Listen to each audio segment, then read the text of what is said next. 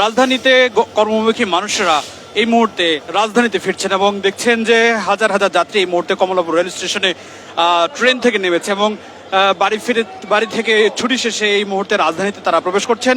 Kamalapur rail স্টেশনের আজকে যে দৃশ্য সেটি হচ্ছে আজকে গতকালের তুলনায় ধীরে ধীরে যাত্রীর চাপ বাড়তে শুরু করেছে। সকাল থেকে যে ট্রেনগুলো রাতে ছেড়ে এসেছে গতকাল, সেই ট্রেনগুলোতে আমরা দেখেছি যাত্রীদের চাপ অনেকটা বাড়তে শুরু করেছে। দুপুরের যে ট্রেনগুলো রাজধানীতে পৌঁছেছে সেই ট্রেনগুলোতে আমরা দেখেছি যাত্রীর চাপ কিছুটা বাড়তে শুরু করেছে।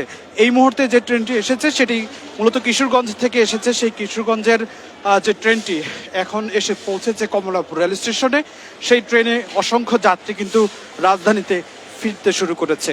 এরপরেই কিছুক্ষণ পরে খুলনা থেকে ছেড়ে আসা একটি ট্রেন এসে পৌঁছাবে কমলাপুর রেল স্টেশনে। সেটি আমরা দেখব যে কমলাপুর রেল স্টেশনে যাত্রীদের অনেকটাই চাপ আসলে বাড়তে শুরু করেছে, সেটি দেখানোর চেষ্টা করব। এই মুহূর্তে কমলাপুর রেল স্টেশনে রয়েছি, যাত্রীরা রাজধানীতে ফিরছে, আমরা তাদের সঙ্গে একটু কথা বলার চেষ্টা করব। কুড়িগ্রাম থেকে এসেছে, অনেক ভালো সার্ভিস দিয়েছে এবার, গতবারের থেকে এবার অনেক ভালো সার্ভিস দিয়েছে। আপনার আমি একাই এসেছে, কুড়িগ্রাম থেকে এসেছে। কুড়িগ্রাম এক্সপ্রেস কুড়িগ্রাম থেকে আসে। রংপুর থেকে আসি, আর ঈদ অনেক ভালো কাটছে।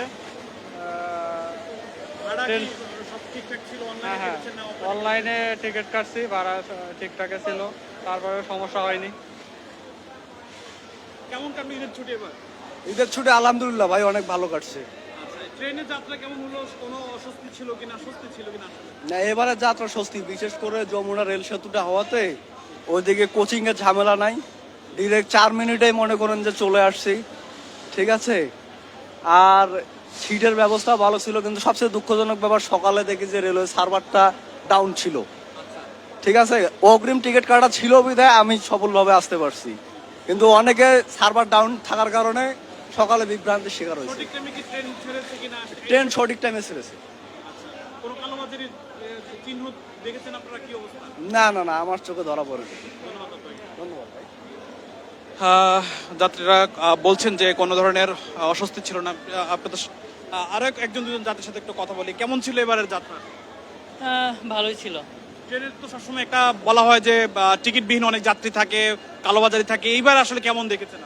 টিকিটবিহীন যাত্রী এটা তো থাকবেই, তবে অনেক কম, কারণ চেকপোস্টও যেহেতু বসাইছে, গতবার থেকে এটা শুরু হয়েছে, যে কারণে টিকিট ছাড়া লোক, মানে ওই যে ট্রেনের ভিতরে যে গ্যাঞ্জাম থাকে এটা থাকে না। সচরাচর বগিগুলোতে 2-1 জন কম। আপনি যাত্রী হিসেবে বলবেন এবারের সবাই বলছে এই যাত্রাটা স্বস্তিদায়ক ছিল, আসলে এটি আসলে কেন মনে হলো? কেন মনে হয়? ওই তো একটাই, যে মানুষজনের উপচে পড়া ভিড়, ওই জিনিসটা নাই। বের হওয়া, ঢোকা, জিনিসপত্র রাখা সব কিছুতে সুবিধা, ওই জন্য স্বস্তি। সরকারের নজরদারি কেমন ছিল, মনিটরিং কেমন ছিল? সরকারের মনিটরিং যেটা দেখলাম খারাপ না। এভাবে সার্ভিস চলতে হলে সবার জন্য ভালো, খারাপ না। কেমন হলো এবার এই যাত্রা? পরিবার নিয়ে স্বস্তিতে যেতে পেরেছেন কিনা? আমি যাওয়ার সময় বাসে গিয়েছিলাম, আসার সময় কোনো সমস্যা হয় নাই। ট্রেন মোটামুটি স্বাভাবিক সময়ে আসছিল, আর পৌঁছানোর সময় মোটামুটি কাঙ্ক্ষিত সময়ে পৌঁছাইছে, কোনো সমস্যা হয়নি। আর তেমন খুব বেশি ভিড়ও নাই। অন্যান্য সময় বলা হয় যে টিকিটবিহীন অনেক যাত্রী চাপ থাকে, আসতে অনেক সময় বা ট্রেন ছাড়তে অনেকটা লেট হচ্ছে, এবার আসলে এই ধরনের কিছু দেখেছেন? টিকিট কাটার সময় তো অনলাইনে অনেক যুদ্ধ করে কাটতে হয়েছে। আমি আসলে 8টার সময় টিকিট ছিল ট্রেনের, কিন্তু 10 মিনিট আগে থেকে রেডি ছিলাম, তারপরেও অনেক কষ্ট করে টিকিট পেয়েছি 2টা, আমার দরকার ছিল 3টা, তারপরেও ওইভাবে একটু কষ্ট করে এসেছি। মানে এটা তো অনলাইনের ঈদের সময় চাপ থাকবে, এটা খুব স্বাভাবিক, এটা নিয়ে কোনো সমস্যা নাই।